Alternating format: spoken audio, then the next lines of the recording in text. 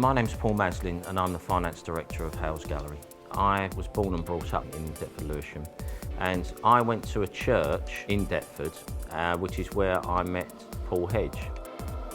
I've always wanted to open galleries, I've always wanted to deal in art. I think art is one of those things that is, it's about the soul, it's about the soul of people and about our spirit as human beings. And it drew me right from the very beginning. I was always interested in drawing and making things, and I'm interested in artists. Paul wanted to run a gallery because he was an artist, and so that's how it came together. I would have always had this idea that I was sort of helping artists to make a living. And I suppose right from the very beginning, that's what we had in our minds. And we launched the careers of people like Jake and Dinos Chapman, Mike Nelson, people like that that are now very famous British artists. And it was part of that 90s sort of boom in young British art that became a big thing around the world. We felt that we'd gone as far as we could in Deptford. We had a client called Simon Silver, who's the director of Derwent Valley. Derwent Valley are the property company that own this building. And Simon nagged us to come up and have a look at this building. And then we were just walking through this space, and it was an old loading bay. Paul said, "What about this space?" And that was 10 years ago.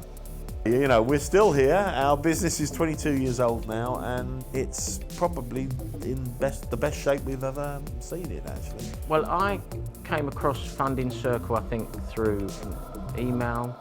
My experience has, and I don't use this word lightly, it has been amazing. We've had 3 loans now, and compared to dealing with commercial banks, and we've been with the same bank since we've started, the difference is amazing, absolutely amazing.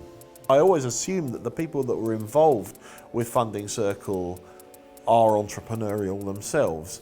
So they seem to understand it an awful lot more clearly than a bank would understand what it means to take a risk, what it means to believe in yourself and try and develop something. I would like to say thank you so very much for putting your trust in us and pledging your money. It's made an enormous difference to our business. I really don't know quite what we would have been able to do without the money, because we just wouldn't have had the capital to grow as fast as we have in the last year, 18 months.